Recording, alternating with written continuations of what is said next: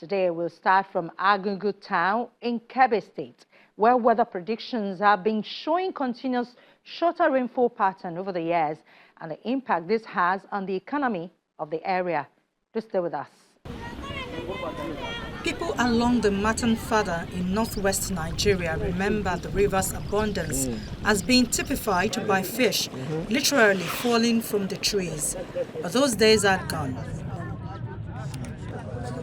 The waterway, which was home to a UNESCO-listed fishing festival, is disappearing as rainfall plunges and temperatures rise as part of the impact of climate change.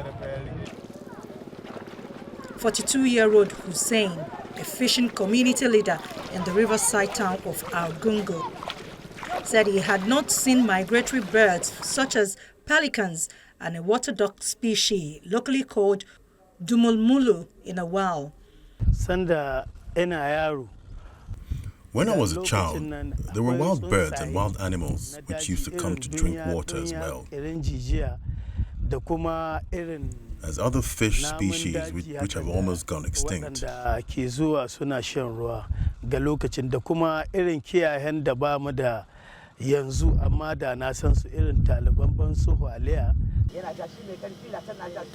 on the edge of the Sahel, a semi-arid belt stretching along the Sahara Desert's southern rim, Argungu in Kebbi State is vulnerable to climate change.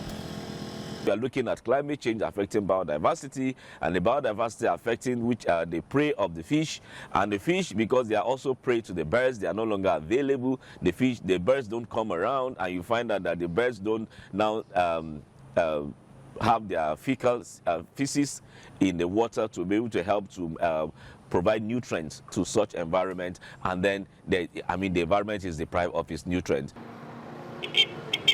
For decades, Argungu held an international fishing festival, which included competitions in hand fishing and wild duck catching. Legends abound about life on the river. Crocodiles don't come out of the water on Fridays, and 50 years ago, all you had to do was bend down and pick up fish from the river. But rising temperatures and excessive evaporation are contributing to the shrinking water bodies. Rainfall patterns have changed greatly, with rains coming later and falling for short periods and in small liters compared to previous years. As a child, Safiya, who is now 61, said she liked to wake up early in the morning when migratory birds were nesting in the region.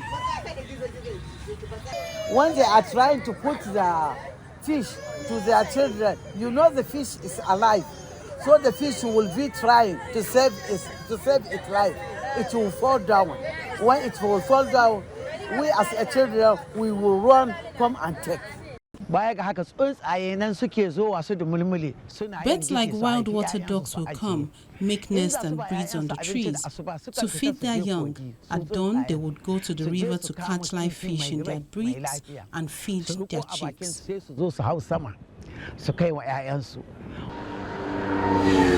Kebbi State is seeing its landscape gradually transformed by climate change and human activity, including tree cutting for firewood in a state with one of the highest fertility rates in the country.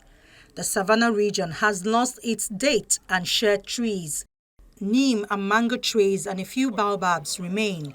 Marshes and water holes have dried up or been drained by farmers to grow crops. Climate activists have long pointed out that Africa pays one of the highest prices for climate change, while the continent is responsible for just a fraction of global greenhouse gas emissions.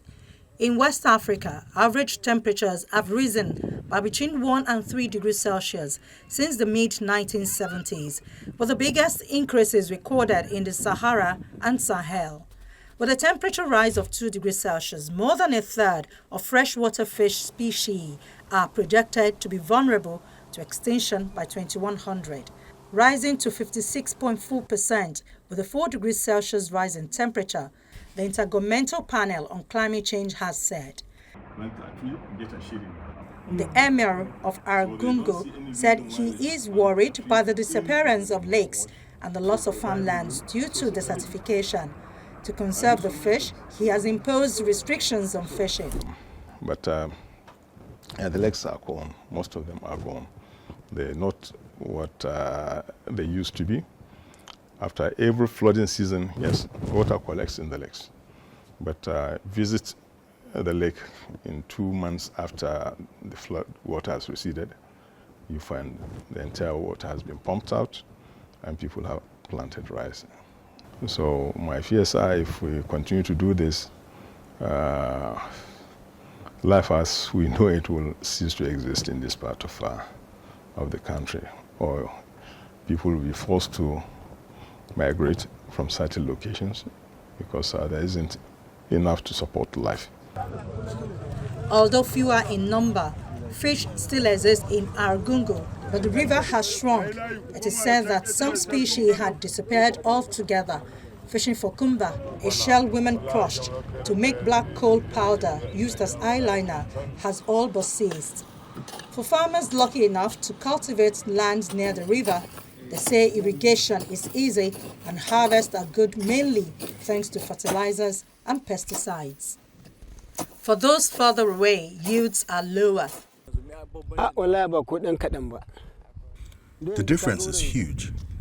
In this field, we would harvest more than 100 bags of millet, but now we hardly get 60.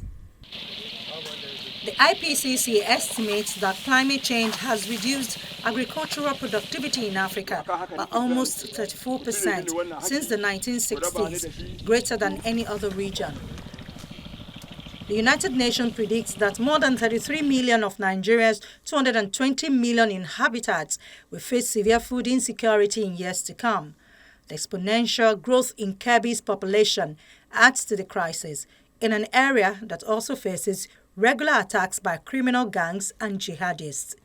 In its 2024 State of the Climate, the Nigerian Meteorological Agency says over some parts of northern states in the country, there are observations of more than 70 to 90 days of above 40 degrees Celsius temperature recorded. This, it says, further emphasizes the reality of changing climate.